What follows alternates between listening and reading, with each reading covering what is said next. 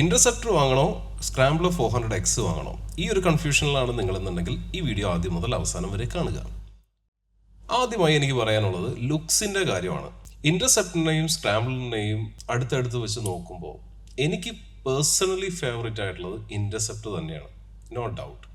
കാരണം ഒരു ഗംഭീരത്വം ഇന്റർസെപ്റ്ററിനാണുള്ളത് look wise എന്ന് മാത്രമല്ല, സ്ക്രാംബ്ലറിനെ നോക്കുമ്പോൾ സ്ക്രാംബ്ലർ കുറച്ചും കൂടെ ഒരു ഒതുക്കമുള്ള ഒരു യങ്സ്റ്റർ ഫീലാണ് തരുന്നത്. പക്ഷേ ഇന്റർസെപ്റ്ററിലേക്ക് വരുമ്പോൾ അത് കുറച്ചും കൂടെ മാച്യൂർഡ് ആയിട്ടുള്ള ഒരു അഡൾട്ട് ഫീലാണ് വരുന്നത്. So look wise I would say interceptor 9 and scrambler also 9. ഇനി പവറിന്റെ കാര്യത്തിലേക്ക് വരുമ്പോൾ ഇന്റർസെപ്റ്ററിൽ ട്വിൻ സിലിണ്ടർ 650cc എഞ്ചിനാണ് യൂസ് ചെയ്തിരിക്കുന്നത്. സ്ക്രാംബ്ലറിൽ അറൌണ്ട് 400cc സിംഗിൾ സിലിണ്ടർ എഞ്ചിനാണ്. രണ്ട് എഞ്ചിൻ്റെയും പെർഫോമൻസ് നോക്കുകയാണെന്നുണ്ടെങ്കിൽ വളരെ നല്ല പെർഫോമൻസ് ആണ്. അതിൽ എനിക്ക് കുറച്ചും കൂടെ എൻഗേജിങ് ആയിട്ട് തോന്നിയത് ഇന്റർസെപ്റ്ററിനെ ഓടിക്കുമ്പോഴാണ്. അതിൻ്റെ ആ പവർ ഡെലിവറി, ലീനിയർ ആയിട്ടുള്ള ഒരു പവർ ഡെലിവറി, ഔട്ട് ബേസ്റ്റ് ചെയ്യുന്ന ഒരു ആക്സലറേഷൻ, ആ ഒരു ഫീൽ തന്നെ ടോട്ടലി ഡിഫറെൻ്റ് ആണ്. വണ്ടി നമ്മളെ കൊണ്ടുപോകുന്ന ഒരു ഫീലുണ്ട്. സ്ക്രാംബ്ലറിന്റെ ഇനീഷ്യലി അത്ര തോന്നിയിട്ടില്ല പവർ ഉണ്ടെന്നുള്ളത്. പക്ഷെ സെക്കൻഡ് ആൻഡ് തേർഡ് ഗിയറിലേക്ക് വരുമ്പോൾ അത്യാവശ്യം നല്ല പവർ ഡെലിവറി തന്നെ തരുന്നുണ്ട്. ഫോർത്ത് ആൻഡ് ഫിഫ്ത്തിലേക്ക് എത്തുമ്പോഴേക്കും നമ്മുടെ ആ ഒരു പവർ നമുക്ക് പക്ക അറിയാൻ പറ്റും. സിക്സ്ത് എന്ന് പറയുമ്പോൾ ഒരു ടോപ്പ് സ്പീഡ് ക്രൂസിങ് ആയിട്ടാണ് എനിക്ക് തോന്നിയത്. സോ രണ്ട് വണ്ടിയും എൻജിൻ്റെ കാര്യത്തിൽ വെച്ച് നോക്കുമ്പോൾ അത്യാവശ്യം സ്ട്രോങ് പാർട്ട് തന്നെയാണ്. എങ്കിലും ഇന്റർസെപ്റ്ററിന് ആണ് എനിക്ക് കൂടുതൽ താല്പര്യം, because the feel is totally different. So interceptor 9 and scrambler 8. നമുക്ക് സ്പീഡിൽ പോയാൽ മാത്രം പോരാ, ബ്രേക്ക് പിടിച്ച് നിർത്താനും സമയത്തിനനുസരിച്ച് സാധിക്കണം. അങ്ങനെ വെച്ച് നോക്കുമ്പോൾ ഇന്റർസെപ്റ്ററിന്റെ ബ്രേക്സ് അത്രയ്ക്കാണ്ട് പോരാ. ആ വണ്ടിയുടെ പവറിന് അല്ലെങ്കിൽ സ്റ്റോപ്പിംഗ് പവറിനുള്ള ബ്രേക്ക് ബൈറ്റ് അതിനില്ല. പലപ്പോഴും ഒരു സ്പോഞ്ചിനെസ്, ഒരു എന്താ പറയുക, നമ്മുടെ കോൺഫിഡൻസ് ഇല്ലാതാക്കുന്ന തരത്തിലുള്ള ബ്രേക്കിംഗ് ആണ് ഇന്റർസെപ്റ്റർ തന്നിരിക്കുന്നത്. പക്ഷേ സ്ക്രാംബ്ലറിന്റെ brakes one of the best ആയിട്ടാണ് തോന്നിയത്. ആദ്യം ഇറങ്ങിയ സീരീസിൽ കുറച്ച് കംപ്ലൈൻറ്റ്സ് ഒക്കെ ഉണ്ടായിരുന്നു, പക്ഷേ എനിക്ക് ഓടിക്കാൻ കിട്ടിയ ബൈക്കിന്റെ one of the best braking ആയിരുന്നു. So I would say Scrambler gets 9 and Interceptor gets 7.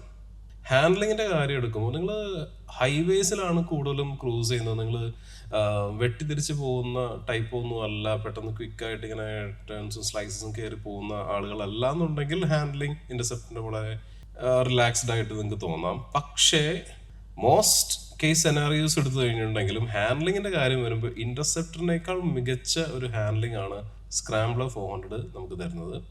Especially all kind of road കണ്ടീഷനിലും ആ ഹാൻഡ്ലിങ് വളരെ ഈസിയാണ്. ഫ്ലിക്ക് ചെയ്യാൻ പറ്റും ട്രാഫിക്കിൽ. ഹൈവേസിലാണെങ്കിൽ ഇഷ്യൂസ് ഇല്ല. കുറച്ച് മൈൽഡ് ആൻഡ് സെമി ആയിട്ടുള്ള ഓഫ് റോഡ് പോകുകയാണെന്നുണ്ടെങ്കിൽ നല്ലതാണ്.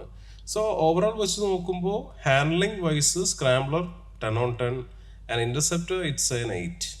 ഇനി റൈഡറിന്റെ കംഫർട്ട് എടുത്ത് നോക്കുകയാണെന്നുണ്ടെങ്കിൽ ഇന്റർസെപ്റ്ററിൽ റൈഡറിന്റെ കംഫർട്ട് ഓക്കെ ആണ്, കുഴപ്പമില്ല എന്നേ പറയാൻ പറ്റുള്ളൂ. ഒരു 7.5 or 8 വേണമെങ്കിൽ നമുക്ക് കൊടുക്കാം.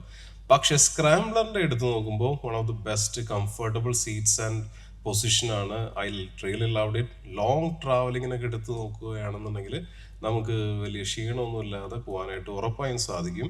എനിക്ക് എൻ്റെ KTM 250 ഓടിക്കുന്ന സമയത്തും ഇതേപോലെ തന്നെയുള്ളൊരു ഫീലാണ് കിട്ടിയിരുന്നത്. കാരണം കുറച്ചുകൂടി റിലാക്സ്ഡ് ആണ് നമ്മൾ. പോലെ തന്നെ ലോങ് ഡിസ്റ്റൻസ് ട്രാവൽ ചെയ്ത് കഴിഞ്ഞിട്ടുണ്ടെങ്കിൽ നമുക്ക് അതിൻ്റെ സ്ട്രെയിനോ കാര്യങ്ങളൊന്നും ഇല്ല. So I would say it's 9 out of 10. ഇനി പില്യൻ കംഫർട്ടിലേക്ക് വരുമ്പോൾ ഇന്റർസെപ്റ്ററിന്റെ പില്യന് വലിയ സുഖം ഉണ്ടാവണമെന്നില്ല. ലോങ് ഡിസ്റ്റൻസ് ട്രാവലിംഗ് ഒക്കെ ചെയ്യുവാണെങ്കിൽ ഇടയ്ക്കിടയ്ക്ക് ഫ്രീക്വൻ്റ്ലി നമ്മുടെ അടുത്ത് പറയാൻ സാധ്യതയുണ്ട്, ഒന്ന് നിർത്തി തരൂ, ഒന്ന് നടുന്ന് നിവർക്കട്ടെ എന്നുള്ള രീതിയിൽ പറയാനുള്ള എല്ലാവിധ ചാൻസസ് ഉണ്ട്. സോ പില്യന് കംഫർട്ടബിൾ ആയിട്ട് പോകാൻ പിന്നെ ചെയ്യാൻ പറ്റുന്ന ഒരു കാര്യം കുറച്ച് കുഷ്യനും കാര്യങ്ങളൊക്കെ ആഡ് ചെയ്യാന്നുള്ളതാണ്. But still it won't make that comfort level അത്രയ്ക്ക് അങ്ങോട്ട് പോരാ. സോ സ്ക്രാംബ്ലറിലേക്ക് വരുന്ന സമയത്ത് സ്ക്രാംബ്ലറിന്റെ വൺ ഓഫ് ദി ബെസ്റ്റ് ആണ്. ബാക്കിലിരിക്കുന്ന ആൾ കുറച്ച് ഓവറായിട്ട് ബൗൺസ് ചെയ്യാൻ ചാൻസ് ഉണ്ട്, but still the suspension is way better than the Interceptor. So Scrambler 8 and pillion കംഫർട്ടിൽ എടുക്കുമ്പോൾ Interceptor 6.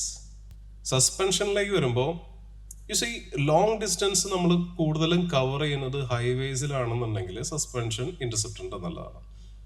Bad road conditions, city traffic, humps, speed breakers ഒക്കെ വരുന്ന സമയത്ത് എടുത്ത് നോക്കിയാൽ ഇന്റർസെപ്റ്ററിന്റെ സസ്പെൻഷൻ അത്രയ്ക്ക് അങ്ങോട്ട് ഓക്കെ അല്ല എന്നുള്ളത് നമുക്ക് മനസ്സിലാക്കാനായിട്ട് സാധിക്കും. ചില സമയത്തൊക്കെ ബോട്ടം ഔട്ട് ആവുന്ന സിറ്റുവേഷൻ വരെ ഉണ്ടായിട്ടുണ്ട്. അത്യാവശ്യം നല്ല കേടില്ലാത്തൊരു ബമ്പിലും അതേപോലെ കുഴിയിലൊക്കെ വീഴുന്ന സമയത്ത്. പോട്ട് ഹോൾസ് ഇഷ്ടം പോലുള്ള നാടാണല്ലോ.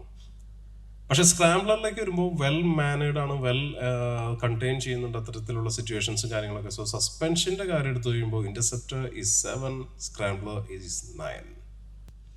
ഇനി ഫീച്ചേഴ്സിലേക്ക് വരുമ്പോൾ ഞാൻ ഓടിച്ച ഇന്റർസെപ്റ്റർ 2024 മോഡലാണ്. അതിൽ വെച്ചിരിക്കുന്ന ഫീച്ചേഴ്സ് വെച്ചിട്ടാണ് ഞാൻ കമ്പയർ ചെയ്യുന്നത്. സോ സ്ക്രാംബ്ലറിലേക്ക് വരുമ്പോൾ adjustable suspension, traction control, engine immobiliser, USB-Cയുടെ type charging port, ride by wire, adjustable levers, LED lights, അങ്ങനെ കുറച്ചധികം ഫീച്ചേഴ്സ് തന്നെ ഈ ബൈക്കിൽ കൊടുത്തിട്ടുണ്ട്. അപ്പോൾ ഫീച്ചർ വൈസ് നോക്കുമ്പോൾ സ്ക്രാംബ്ലറാണ് കുറച്ചും കൂടെ മുന്നിൽ നിൽക്കുന്നത്. അടുത്തതായി ഹൈലൈറ്റിംഗ് ആയിട്ടുള്ള ഒരു കാര്യം, മൈലേജിന്റെ കാര്യം എടുത്ത് നോക്കുമ്പോൾ 650cc, ശ്രദ്ധിക്കണം, ഒരു 650cc ട്വിൻ സിലിണ്ടർ എഞ്ചിനിൽ നിന്ന് നിങ്ങൾ അധികം മൈലേജ് ഒന്നും എക്സ്പെക്ട് ചെയ്യരുത്. അങ്ങനെ മൈലേജിന് വേണ്ടിയിട്ട് നിങ്ങൾ ഇന്റർസെപ്റ്റർ വാങ്ങരുത്. 15 മുതൽ 19 വരെയാണ് നമുക്ക് കിട്ടുന്ന ഒരു മൈലേജ്. ഞങ്ങൾക്ക് കിട്ടിയ മൈലേജിന്റെ കാര്യമാണ് ഞാൻ ഈ പറഞ്ഞത്.